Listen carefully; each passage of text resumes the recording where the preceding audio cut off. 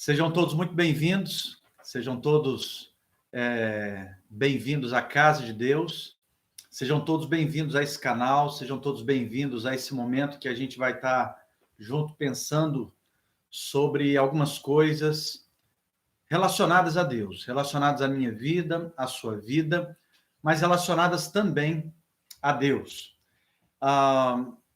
Existe uma coisa que te afasta de Deus. Eu poderia transformar essa frase numa pergunta. Existe alguma coisa que te afasta de Deus? O que pode ser? Tem pessoas que são afastadas e separadas umas das outras por vários motivos. Por exemplo, tem pessoas que são afastadas umas das outras pela distância. A distância, os quilômetros, as milhas, distanciam pessoas. E tem pessoas que se afastam uma das outras porque foi morar em outra cidade, foi morar em outra região, em outro país, e por isso elas são separadas, são afastadas.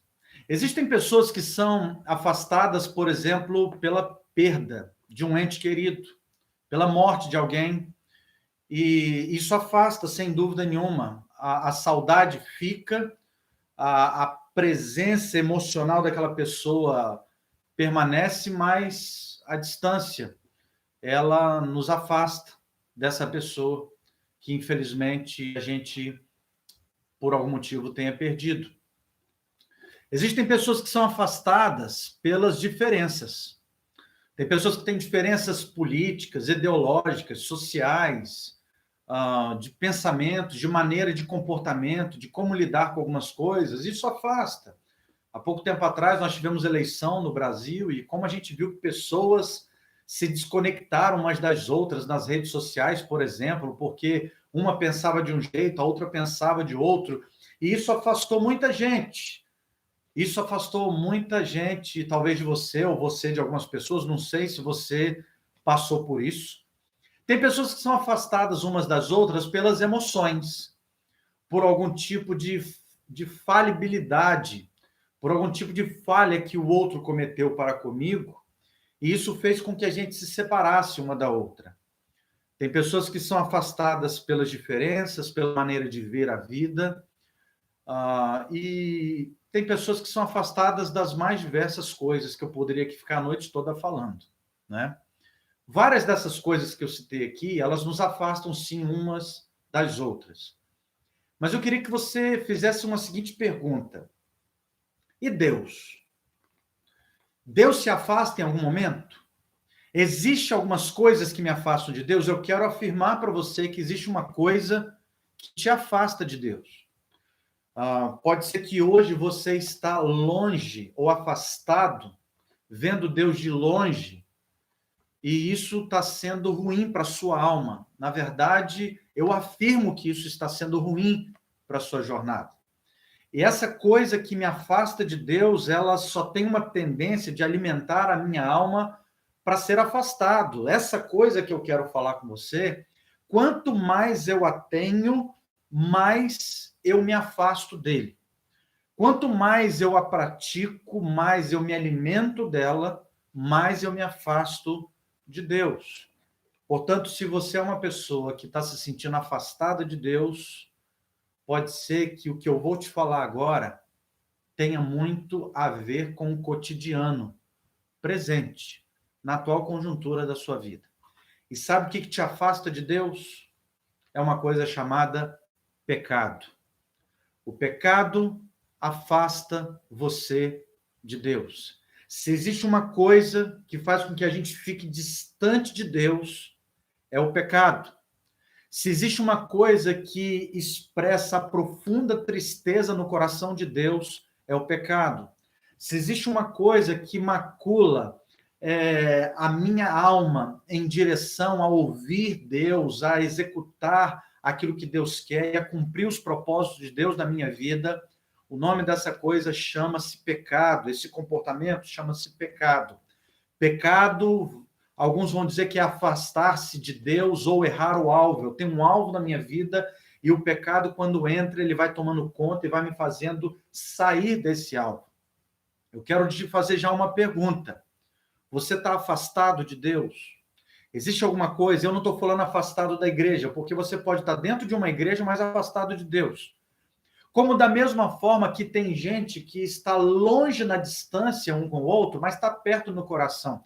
Você já teve aquele amigo que você leva aí 6 meses, 10 meses, 1 ano sem ver, e quando vê, parece que é aquela coisa profunda, até que aumenta. Já teve aquela impressão de ter pessoas que estão ao seu lado, ao seu redor, e até dentro de casa, mas a gente não está perto, a gente está afastado? Pois é. O afastamento de Deus, ele é gerado pelo meu pecado, é uma coisa que está dentro de mim e dentro de você. O pecado, ele nos afasta de Deus. Mas eu já quero te dar uma notícia. O amor de Jesus nos aproxima de novo desse Deus. Se eu e você estamos afastados, nós temos uma oportunidade de nos aproximar, e é através do amor de Jesus. Essa separação faz parte do castigo, do pecado. Mas Jesus, ele veio para levar o castigo, para perdoar os pecados, e assim que a gente se arrepende, a gente se aproxima de novo de Deus. Esse processo é através de crermos em Jesus, aceitarmos a sua vida em nossa vida e compreendermos que não podemos viver a vida do nosso jeito, mas uma vida dirigida do jeito e da forma de Jesus. E você tem uma forma que Jesus deseja que você seja dirigido, é pela forma de algo que ele nunca teve, que foi o pecado. O pecado é a transgressão das regras, o pecado é a transgressão da lei, o pecado é aquilo que aniquila a minha alma, é aquilo que entristece meu coração. E eu queria me basear num texto, nessa oportunidade, que está em Miqueias, capítulo 7, versículo de número 19. O profeta Miqueias diz assim, na palavra do nosso Deus: de novo terás compaixão de nós, pisará as nossas maldades e atirará todos os nossos pecados na profundeza do mar. Miqueias 7, 19. Miqueias era um profeta de Israel. Ele foi levantado por Deus para um objetivo específico, confrontar o pecado do povo, levar o povo para uma direção para perto de Deus. Ele estava ali para confrontar o quê, pastor? Para confrontar o pecado, o erro, as mazelas daquele povo. Era um povo que tinha tido experiências com o Senhor, mas era um povo que agora estava envolvido e estava comprometido não com Deus, mas com ações de pecado. E cada divisão nesses capítulos do livro de Miqueias, esses 7 capítulos que existem, nós vamos perceber e vamos ver que eles são capítulos destacados no âmbito de repreensão sobre o pecado. Se existe uma divisão muito interessante no livro de Miqueias, é essa divisão de que há uma compreensão dessa repreensão em todo o texto sobre as ações de pecado do povo. E por que você está falando isso, pastor? Porque Miqueias já nos ensina e nos mostra que o pecado, ele alcançou uma coisa que a gente está pensando nesse tempo, que é a família. O pecado na vida e naquele contexto que vivia Miqueias atingiu a sua casa, a sua família. Para você ter uma ideia do nível que atingiu, depois você leia todo o capítulo, eu vou ler apenas um versículo do que estava acontecendo nas famílias. Olha o que estava acontecendo nas famílias. Miqueias, capítulo 7, versículo 6. Diz assim: porque o filho despreza o pai, a filha se levanta contra a sua mãe, a nora contra a sua sogra, e os inimigos do homem são os da sua própria casa. Agora, pasme você. Os inimigos estavam dentro do lar, dentro das suas paredes. E por que isso estava acontecendo, pastor? Por causa do pecado. O povo estava afastado de Deus. O povo estava comprometido com o pecado. E agora, logicamente, que o povo vai sofrer as amarguras e as agruras da vida, que é uma vida longe de Deus e uma vida perto do pecado. Eu queria que você entendesse uma coisa. O pecado, ele cobra um preço muito alto. Quanto tem custado o seu pecado? Eu queria que você pensasse nisso. Qual o valor do seu pecado? Tem valido tanto a pena assim que você se dispõe a pagar um preço pelo pecado? Eu queria confrontar você com a Bíblia, nesse momento, sobre algumas coisas que esse texto nos ensina. Algumas verdades que ela nos ensina, nos atribui e nos dá direção em relação ao pecado. Em primeiro lugar, o pecado está presente na vida de todas as pessoas. O pecado é a tristeza de Deus, é a mazela do homem. Pelo pecado entrou toda a maldade no coração do homem. E todo tempo nós temos oportunidade de pecar. Você hoje teve várias oportunidades. Ontem, anteontem, semana passada, amanhã, hoje ainda, você vai ter oportunidades para pecar. Portanto, o pecado é como uma bandeja que se coloca diante de você. O pecado está presente na vida de todos, se oportunizando em todo o tempo. O pecado é tudo aquilo que entristece o coração de Deus, pastor? Claro que é. Adão e Eva entristeceram muito o coração de Deus quando no meio do jardim tinha uma árvore. E Deus falou, não toquem nessa árvore. Mas sabe o que eles fizeram? Mesmo tendo oportunidade para pegar tantos frutos e colher tantas coisas boas de outras árvores, eles tocaram exatamente onde Deus falou para não tocar. Sempre nós teremos oportunizadas nas nossas vidas algumas árvores do bem e do mal, mas onde Deus diz, não toque lá.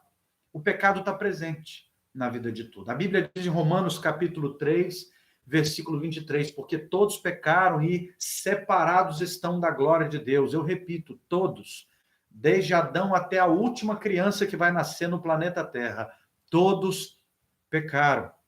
É algo da natureza humana.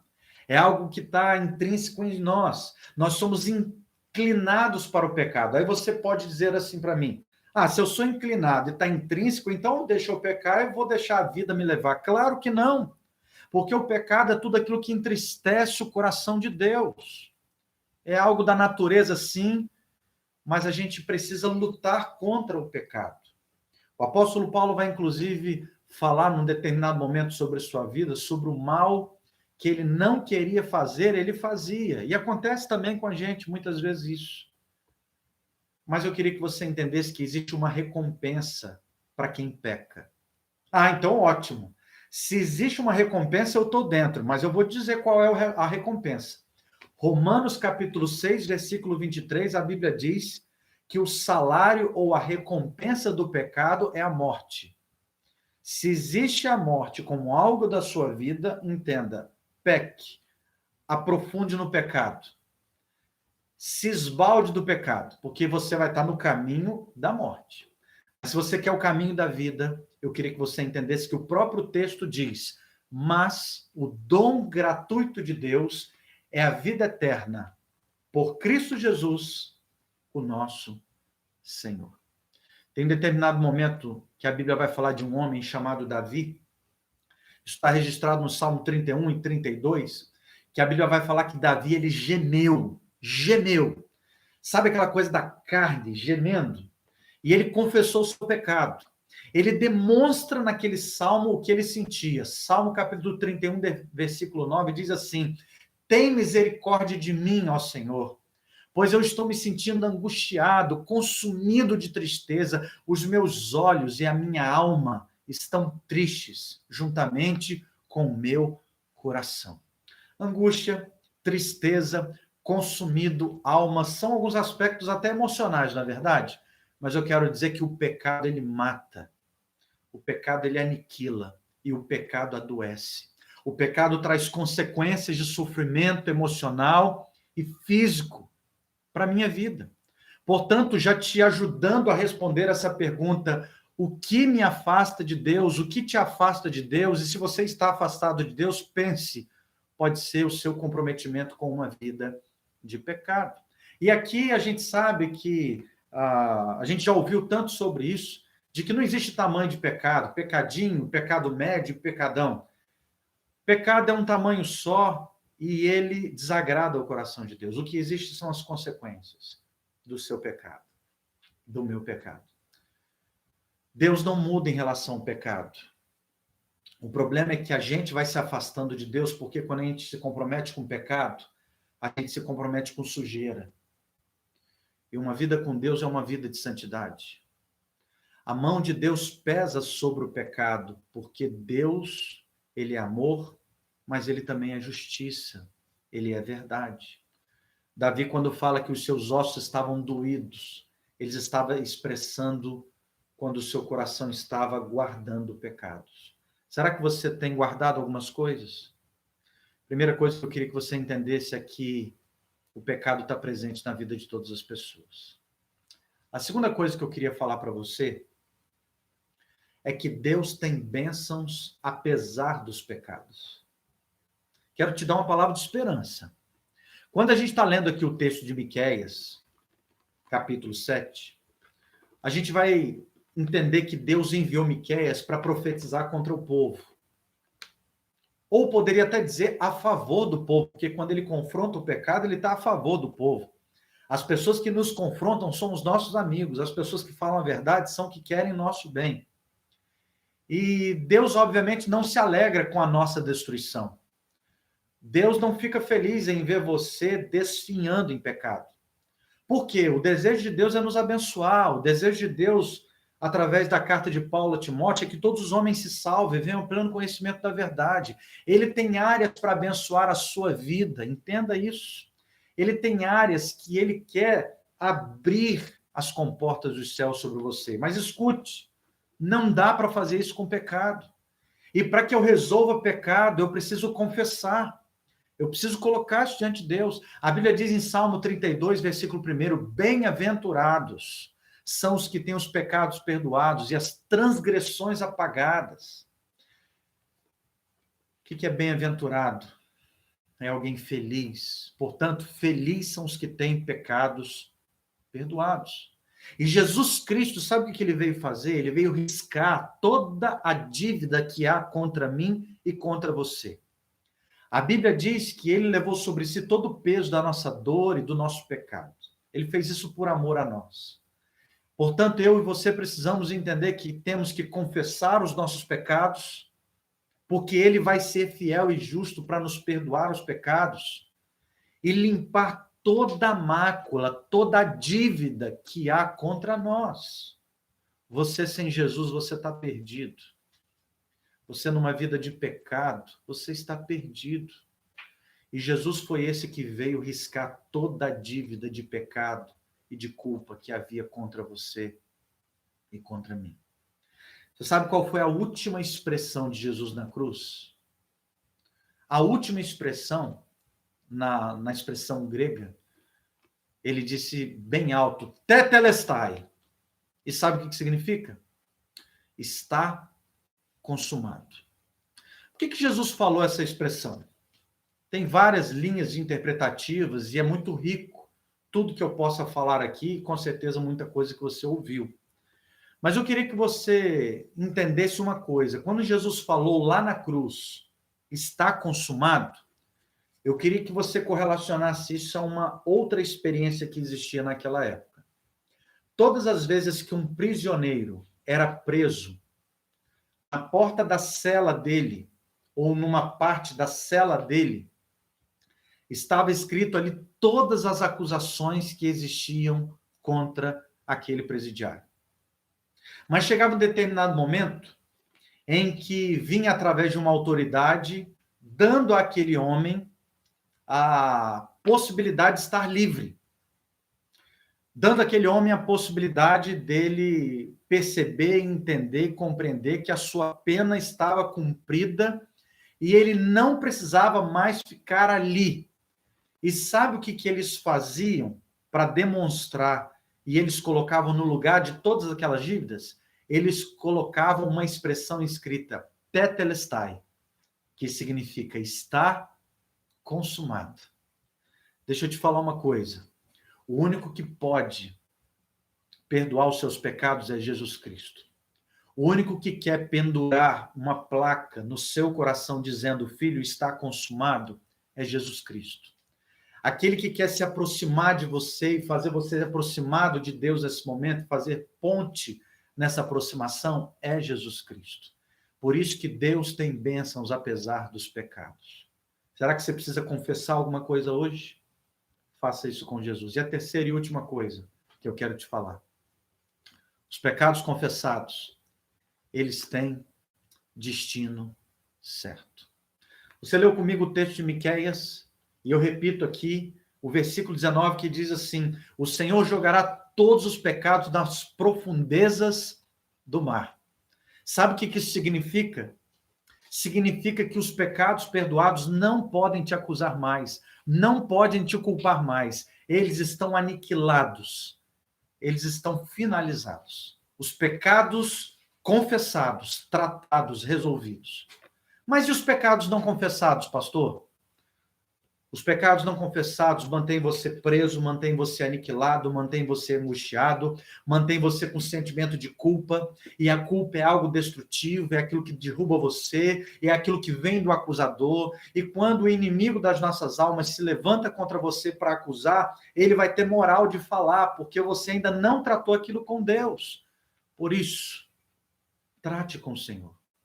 O Espírito Santo é quem aponta o nosso erro, nos direcionando a um caminho de restauração. A palavra de Deus diz que o Espírito Santo é quem nos convence do pecado, da justiça e do juízo.